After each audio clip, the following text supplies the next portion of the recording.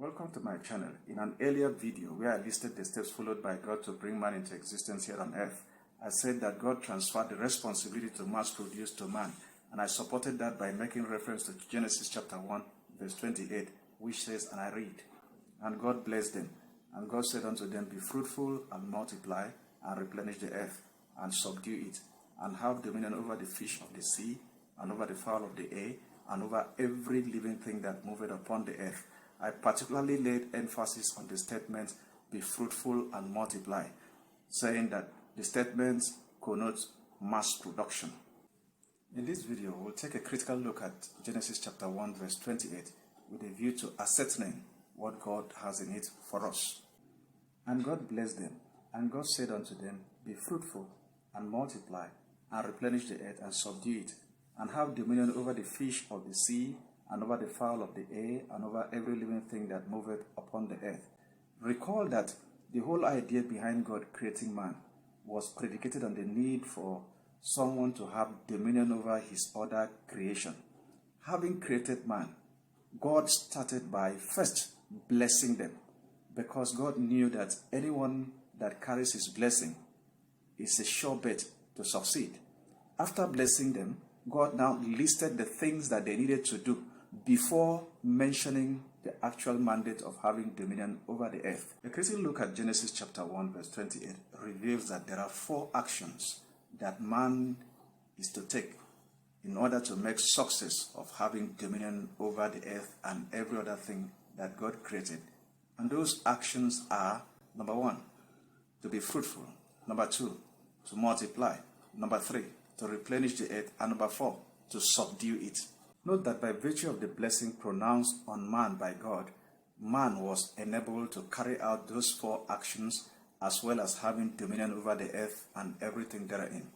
The question that comes to mind is, why did God require that man should carry out these 4 steps?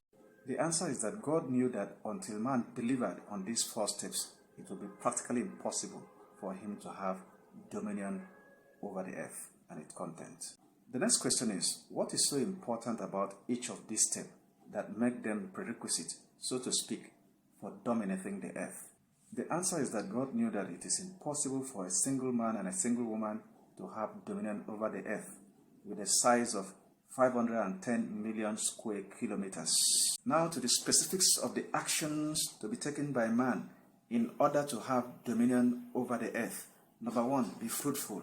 What does it mean? It means that man is to produce his kind here on earth.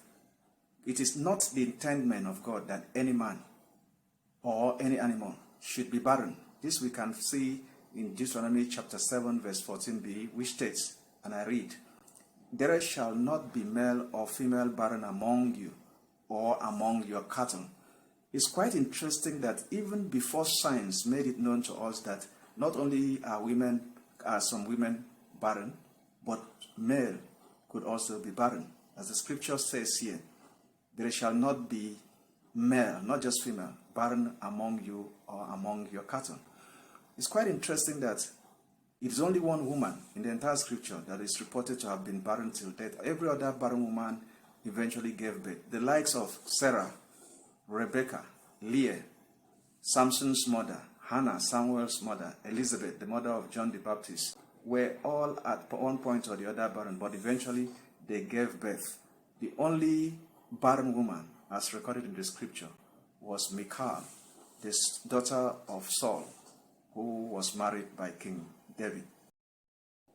The take-home from this first mandate is that any man or woman who is said to be barren should see it as an aberration and should spare no effort in crying to God for a reversal of that status, so that he or she will be able to carry out this mandate. The second mandate given to man was to multiply.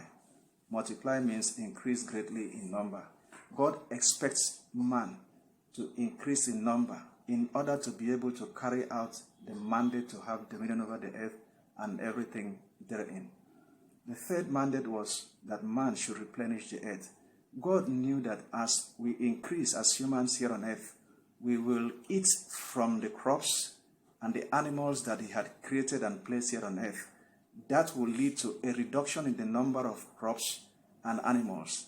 And for us to continue to survive, we needed to replenish those crops and animals. In other words, God expects us to be engaged aggressively in agriculture, both crop agriculture and animal husbandry.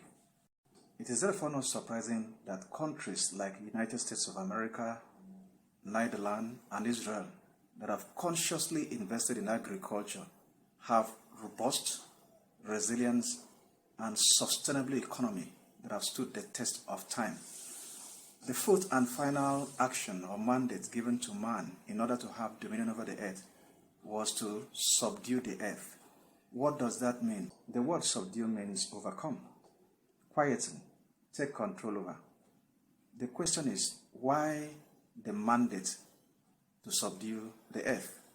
The answer is that in the course of our sojourn here on earth, there are certain manifestations that will want to threaten our existence here on earth.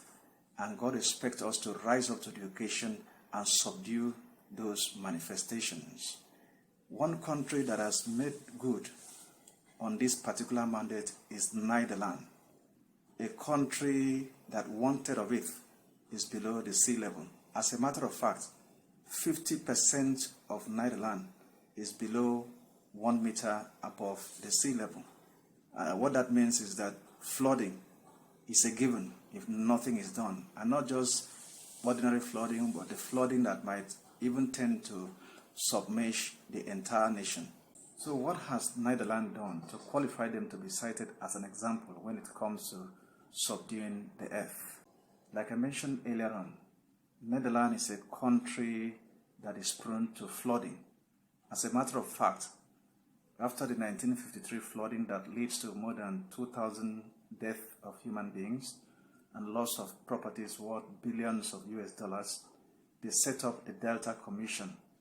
And what this commission has done over time is that they've been able to manage flood waters by building locks, dams, storm surge barriers, sluices, dikes, and levees. And what has resulted from that is that Netherlands remains the only country as of today that is not being threatened by flood waters. For an idea of what Netherlands has been able to come up with as a way of subduing the earth, see the next few pictures and also watch the video insert that follows.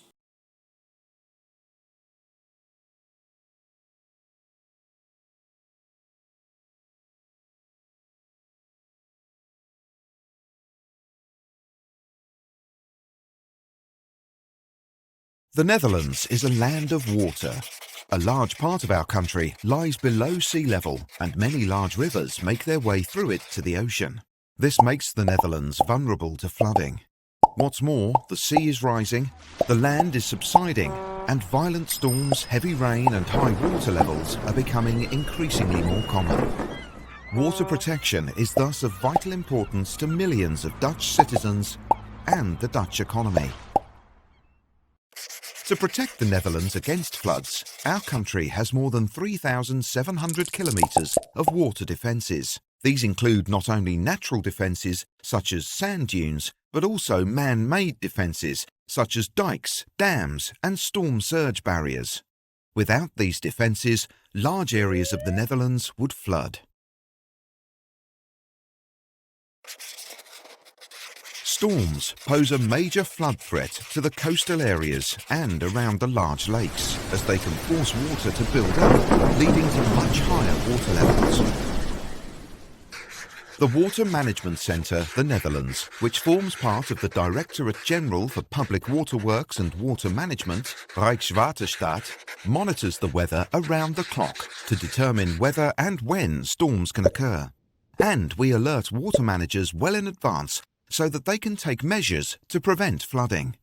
We use colour codes to indicate the anticipated water levels. Green indicates that no special circumstances are expected, while red indicates a serious, exceptional situation. When water is expected to reach a certain level, we close the defences. All water defences work according to the same principle. If the water rises too much, the defence is closed. When the water is returned to its normal level, the defence is reopened. Rijkswaterstaat manages the storm surge barriers. These barriers are enormous movable defences that are built in to protect against high water levels. The water levels behind the barriers remain lower, meaning that the dikes behind them do not have to be as high. We manage 5 storm surge barriers: the Hollandse IJssel barrier, the Eastern Scheldt barrier, the Hartel barrier, the Maasland barrier, and the Ramspol barrier. All of these barriers are technically ingenious structures that close in different ways. One storm surge, the Communal, is managed by the Water Board, Riverland, a regional water authority.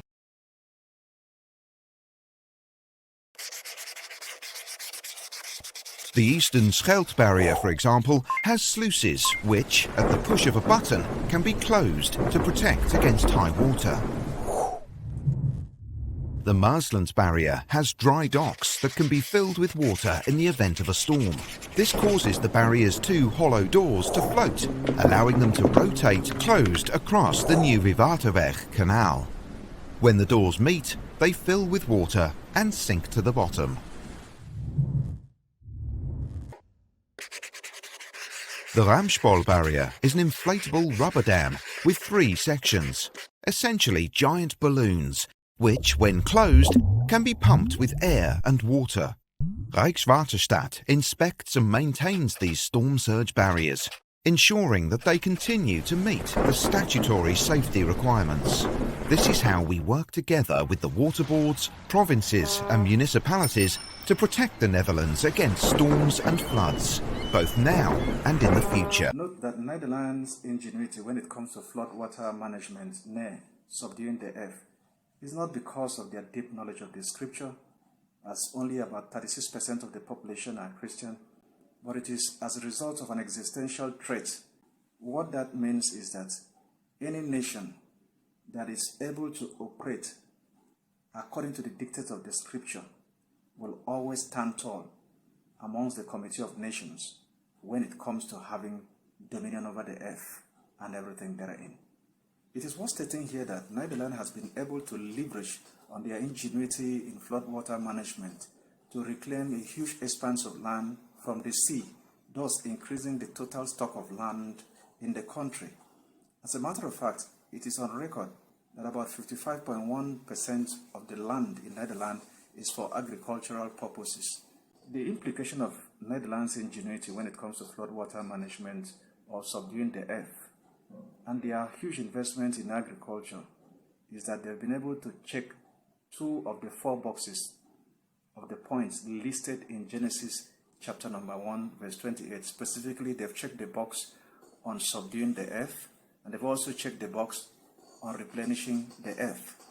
The result of this is that Netherlands has become the second largest exporter of agricultural products, next only to the United States of America, and the financial implication is that they have enjoyed consistent high trade surplus over the years. It should also be pointed out here that God expects us to take the mandate to be fruitful, to multiply and replenish the earth very serious. That's why he also reiterated the same to Noah after the flood water receded. Not only to Noah, but to his sons, as we can find in Genesis chapter 9, verse 1, which states, and I read, "And God blessed Noah and his sons, and said unto them, Be fruitful, and multiply, and replenish the earth." Having dealt with the actions, the 4 actions that God expects man to take in order to dominate the earth, it is now time to focus on the key mandate, which is the dominating of the earth. Recognize that dominion is a word that comes from domain, and domain means an area of authority. So to have dominion means to take authority, to take control, to take charge over every other creatures of God. Let's go back to that scripture and see exactly what God said in Genesis chapter 1, verse 28. God said, "And have dominion over the fish of the sea, and over the fowl of the air, and over every living thing that moveth upon the earth. Essentially, what God is telling us here is that we should have dominion over anything that is on earth, anything that is in the water, anything that is flying on air. Nothing is an exception. Note that God did not ask us to take dominion over human beings. Humans were not listed as part of those things that we have to take dominion over. It is quite instructive to note that God did not only give us dominion over his other creatures, he also ensured that he instilled fear and dread in the subconscious of other creatures whenever they see us, as stated in Genesis chapter 9, verse 2. I read, "And the fear of you and the dread of you shall be upon every beast of the earth, and upon every fowl of the air, upon all that moveth upon the earth, and upon all the fishes of the sea. Into your hand are they delivered." It is therefore very concerning when humans fear those things that God made to fear them. When humans begin to fear things like cockroaches, begin to fear lizards, snakes, begin to fear even spiders. Anyone that finds his or herself in this position need to immediately and urgently cry to God for help, because under that circumstance and condition, he will not be able to fulfill the divine mandate. The summary of what we've learned in this video is that for us to deliver on the mandate to have dominion over the earth and everything therein, we must of a necessity be fruitful, we must multiply, we must replenish the earth, we must subdue the earth. Failure to do any of these means we will not be able to deliver on this divine mandate. If you found the contents of this video interesting, please click on the like button, and to receive an alert whenever I post a new video, click on the subscribe button. Thank you.